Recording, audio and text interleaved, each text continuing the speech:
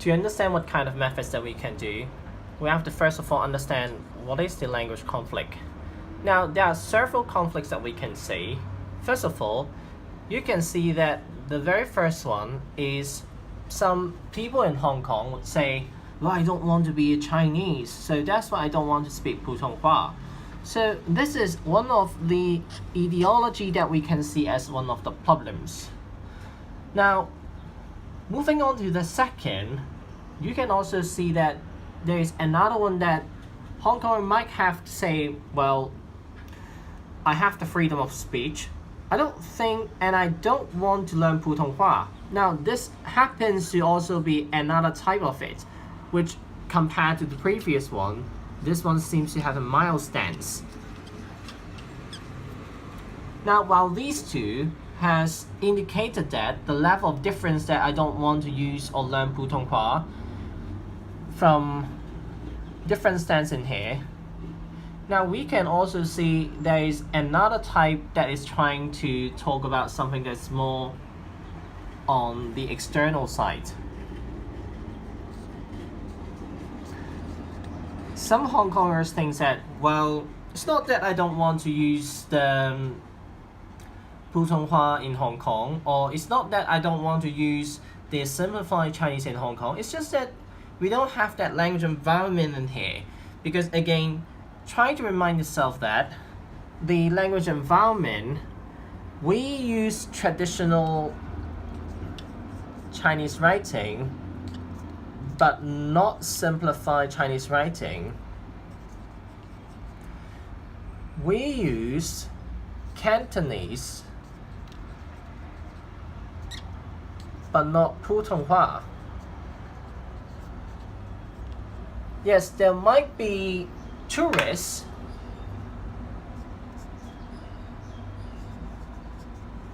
that use this variety in here, but again, they're mostly at the tourist zones, while many other places are still quite monolingual in nature.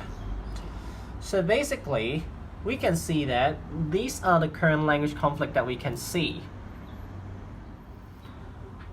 One way to solve the problem is through legislation. Now, the current law of Hong Kong, from the Basic Law of Hong Kong SAR Article 9, it says that in addition to Chinese language, English may also be used as the official language. Now the problem is, what does it mean in the Chinese language in here? Now, this is what exactly has the law has written, because the Basic Law is also known as the mini constitution in Hong Kong that is made by the China government, as there is a group that would be discussing what does it mean.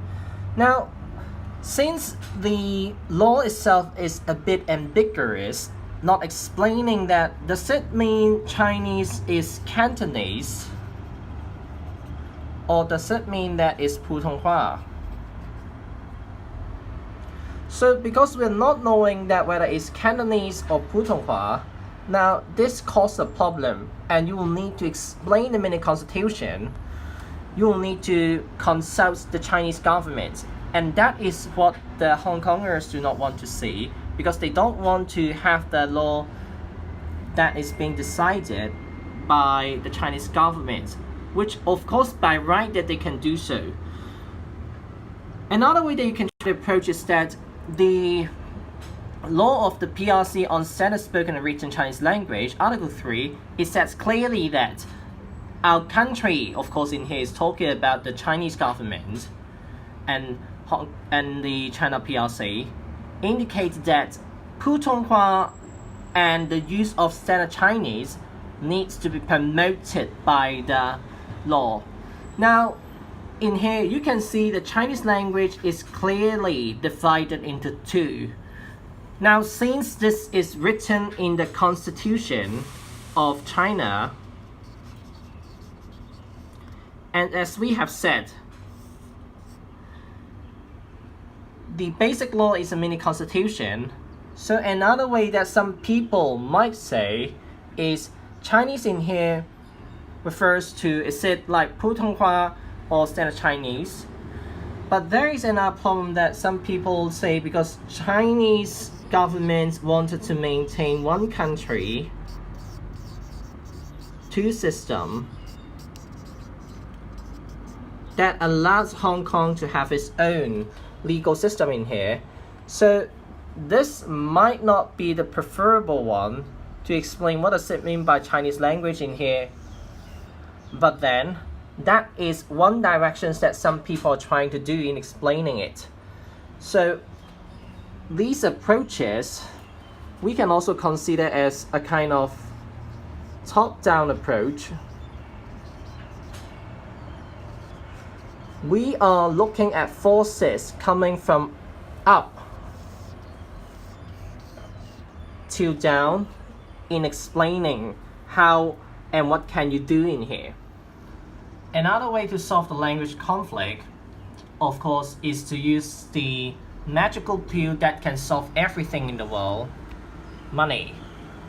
Now, you can see that the government has tried to allocate a big sum of funds to sponsor different kind of activities that promotes the language environment. As we know that previously, some say that there is no language environment in Hong Kong that flavor the development of Cantonese, 普通话, traditional Chinese, and simplified Chinese to be coexisting together. Not to say we are not having enough resources. So funding is one way that we can do. Now currently, there are two major type of funding that you can see that I've already summarized it for you. One is the funding scheme for 普通话 education, which is offered by the Standing Committee on Language Education and Research. Now, most applicants who are looking for this funding, they can have about like more than $1 million of support to organize any kind of activities to support language learning activities. Now, alternatively, the government is not only relying on one source of funding sources to support these kind of activities. Now, another one that you can also see, which is a quite famous funding that I think many of you might have heard about, is related to the latest China policy, One Belt, One Road. Now, it has a funding scheme that is under the Committee on the Promotions of Civic Education. The scheme itself is called Funding Scheme for the Exchange in Belt and Road Countries. So this is also some way that they try to through these means to make people try to know more about China. So to sum up, now you can see that this is a bottom-up approach, that how government is trying to work from the basis through different fundings to solve the language conflicts, because like we said, that some people really do not want to know Chinese, that don't want to speak Chinese, but these funding schemes that would penetrate into public schools, organizations, different kind of community activities, that to get them to know about it. Now, most people do not have other methods to work on their own, so the government is playing a very important role that they try to work on it by providing these kind of schemes to solve the three different kind of major language conflicts that you see. But of course, at the same time, you can also see that the government is also playing an other role from the law perspective, because the law itself is not clearly defined. That in Hong Kong law, Chinese doesn't really specifically define. But of course, some people can think about that. Maybe we can try to define Chinese with the PRC law. So that's basically what we would like to talk about today. I hope that after seeing two different approaches, how the government is trying to tackle the language conflicts in Hong Kong, no matter it's the use of simplified Chinese versus traditional Chinese, or Cantonese versus 普通话, I hope that this at least help you to think about what can be done from the government side.